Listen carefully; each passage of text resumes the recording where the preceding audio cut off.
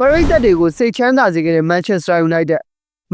United ကတော့ပရိသတ်တွေကိုစိတ်ဆင်းရဲရမယ့်ဒုက္ခတွေနဲ့အိပ်ရပြတ်မဲ့ညတွေကနေကင်းဝေးစေခဲ့ကြပါပြီ။ Premier League ကိုအာရုံစိုက်ကစားနိုင်မှုအတွက်အချိုရဖလားနဲ့စော်မရှိဘဲမရှိဖလားကနေတပွဲစီပဲကံပြီးတိုင်ပွဲကနေနှုတ်ထွက်ခဲ့ပါတယ်။ဒါဟာ Manchester United fan တွေအတွက်ကတော့စိတ်ဒုက္ခခံကြရတဲ့ယုံနေသွားရတဲ့အခြေအနေတည်းပဲလို့ဆိုရမှာဖြစ်ပါတယ်။တနင်္ဂနွေနေ့ည7:00 နာရီမှာကစားခဲ့တဲ့ FA ဖလားပွဲစဉ်မှာတော့ Manchester United ဟာအိမ်ဝင် Old Trafford မှာပဲ Brighton ရဲ့အရန်အသင်းကို2-2ဆိုတဲ့ရလဒ်နဲ့အရှုံးပေးခဲ့ရပြီးတိုင်ပွဲကနေနှုတ်ဆက်ထွက်သွားခဲ့ရပါတယ်။ Manchester United အနေနဲ့ခြေစွမ်းတည်ငြိမ်တယ်လို့ပြောလို့ရတဲ့အနေအထားမှာရှိနေပြီးတော့အိမ်ဝင်အဝေးကွင်းမရေတရင်နဲ့အရှုံးရလဒ်ကိုသာတောက်လျှောက်ရယူထားနိုင်ခဲ့တာပါ။ဒီပွဲစဉ်မှာတော့ Bruno Fernandes နဲ့ Benjamin Sesko ကလွယ်ပြီးတသင်းလုံးညံ့တယ်လို့ပြောလို့ရတဲ့အထီကိုရုပ်ပြက်လုံးခဲ့ပါတယ်။အဲ့ရှေ့ Manchester United အတွက်ခြေပါကိုတကူကိုတော့ Benjamin Sesko ကသွင်းယူပေးခဲ့ပြီးတော့ Brighton အသင်းအတွက်ဦးဆောင်ဝန်းတစ်ခုကိုတော့ Brian Gruder နဲ့ Welbeck တို့ကအသီးသီးသွင်းယူပေးခဲ့ကြပါတယ်။အခုဆိုရင်တော့ Manchester United ဟာတပတ်ကိုတပွဲပဲကန်ရတော့မှာဖြစ်ပြီးတော့အဲ့တပွဲမှာတော့တမတ်ထက်ပိုရနိုင်မှာမလားဆိုတာကိုတော့ဆက်လက်စောင့်ကြည့်သွားရတော့မှာပဲဖြစ်ပါတယ်